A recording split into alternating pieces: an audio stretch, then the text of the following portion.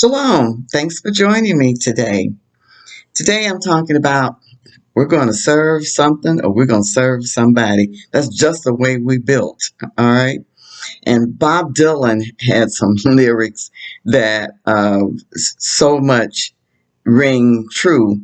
He talks about no matter what station you are in life, whether you are a lowly person or you're a king in charge of a nation or whatever, that you're going to have to serve somebody.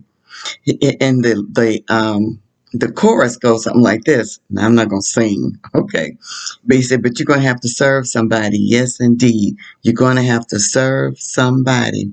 Well, it may be the devil or it may be the Lord, but you're going to have to serve somebody. And that's true. But when I think about that, some time ago, it was a frightening thought as I looked over my life. However, I see the truth in it. I wouldn't have called it worship then, but it's exactly what it was. I'll share two formal idols from two different stages of my life.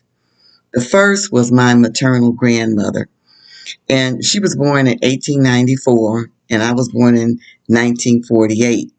She was in her 50s and 60s when I was young, and we lived in the same house with her and my grandfather. She was the mother of her Primitive Baptist Church.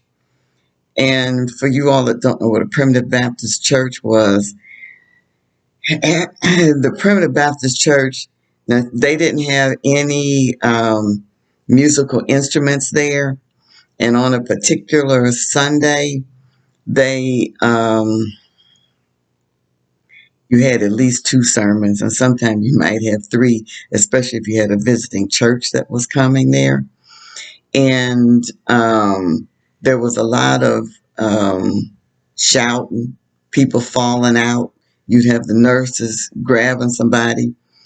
It was really a church, but that's a whole nother story. Okay, so but she also was a matriarch of our family.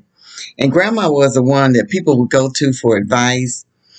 They would ask grandmama to hold their money, and they would share their confidential stories, and grandma would give advice. And I looked like grandma. We had the same facial features, okay? And so I felt special, and she treated me with the kindness that I hoped that I would have. And grandma would also get on me when I was mischievous and downright disobedient. And I felt bad when I disobeyed her, but not so bad that I wouldn't disobey at times when it seemed to my advantage and I thought my rebellion would go undetected.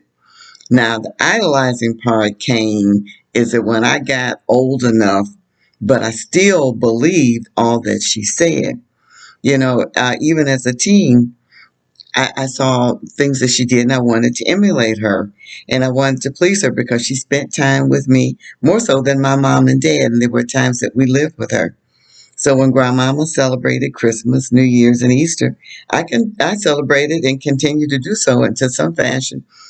In 2009, when I learned that it wasn't all right to celebrate and call it something nicer than paganism, to justify the tradition. Grandma ate pork and put bacon grease in nearly everything she cooked. I did so too until 2006 when I was introduced to the health laws in Leviticus.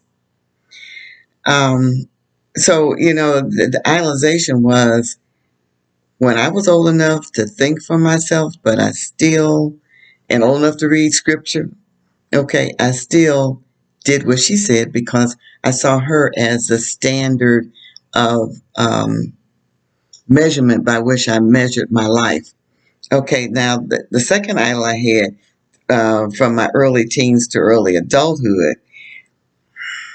Okay, now I was built up, chunky, and I wasn't a part of the in crowd in school. So I longed to be exotic, sultry, and attractive like Sophia Loren. She was my movie star idol. I straightened my hair, I wore mascara, and I always wore lipstick in order to kind of try to achieve the look. Okay. And it didn't help that my mom, because we were raised up in Detroit, and she tried to look alluring also. My mother reminded me of Sophia Loren when she wore form-fitting evening dresses, um, and had straight hair sewn into her hair. My mama wore weaves back in the 1950s. Okay. So, along with Sophia's looks that I admired, I made excuses for Sophia's immoral behavior. You know, when she took up with a married man, um, Carlo, and when the Catholic Church initially wouldn't allow Carlo to divorce his first wife and marry Sophia, I took Sophia's side and sympathized with her. I knew it was wrong, but she was my idol. Okay.